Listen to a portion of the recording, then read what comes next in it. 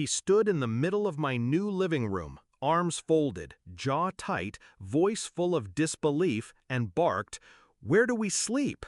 I didn't flinch. "You don't." The silence afterward was thick, suffocating. My sister's kids clung to her coat sleeves. Her husband avoided eye contact. And my father? He looked at me like I'd slapped him across the face. Good. He had no idea he was standing in the middle of the consequence. They raised me to be obedient, the fixer, the peacekeeper. Every holiday, every family function, I bent, folded, shrank to keep them comfortable. When my mother died, it got worse.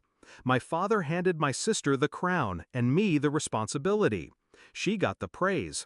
I got the expectation. When I got the job offer out of state, a promotion I fought years for, I thought maybe this time they'd show up proud. My own place, my own name on the door. I invited them before I unpacked my last box. I should have known better. 2 weeks before the move, he called. Casual tone, like he wasn't about to light a match. "You'll need at least 4 bedrooms. Me, your sister, her husband, the boys. Make sure we all fit comfortably. Don't waste money on anything small. We'll be staying long." No can we, no would it be okay, just assumption. I laughed. Honestly, I did. I thought he was joking. He wasn't. When I told him I signed the lease on a modest 2-bedroom, he exploded. What kind of selfish daughter doesn't make space for her family? Are we supposed to sleep on the floor like dogs? That line stuck. Dogs. That's how they saw themselves in my space, because I'd denied them a throne. I didn't argue, I didn't explain, but I remembered. I started small. I didn't tell them when I furnished the place, didn't send pictures. When they asked, I said, "Still unpacking." I bought a beautiful sleeper sofa, just one, enough for 1 adult visitor, not 5 uninvited squatters. I framed photos of my milestones, not the family portraits they used to hang in every hallway. I left the 2nd bedroom bare, save for a desk and a locked filing cabinet, my sanctuary. When they arrived, it hit them like a wall. He stormed through the apartment, opening doors like he owned the place. When he realized the 2nd bedroom wasn't theirs, his voice dropped to a growl. "This isn't acceptable. We can't sleep like this." My voice was steady, practiced. "You weren't invited to stay." His face turned red, then purple. "We came all this way." "You assumed you were welcome. You weren't."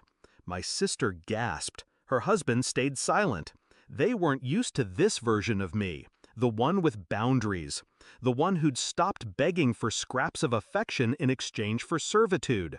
They left that night, slamming the door like they expected me to chase after them. I didn't. But that was only the beginning.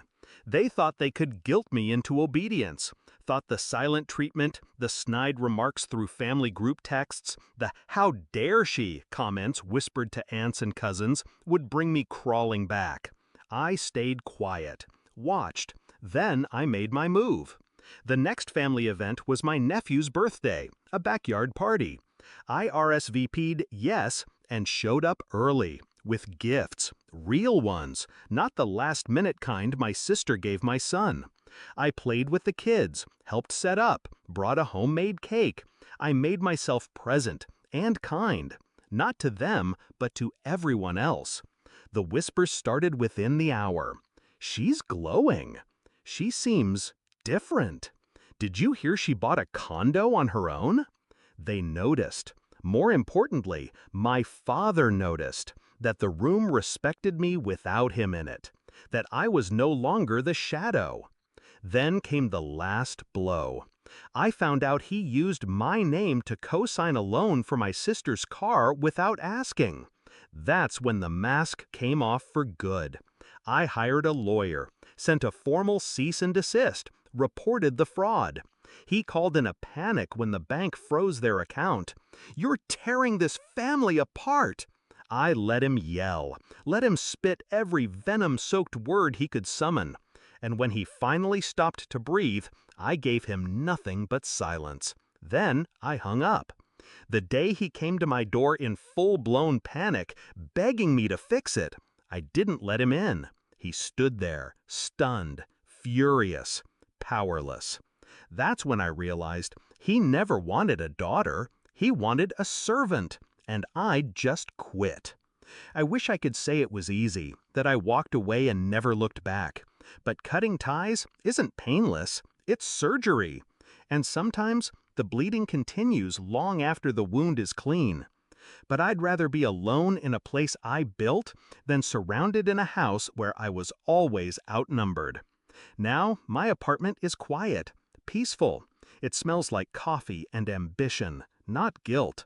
And if he ever asks again where he sleeps, I'll say it slower this time. You don't.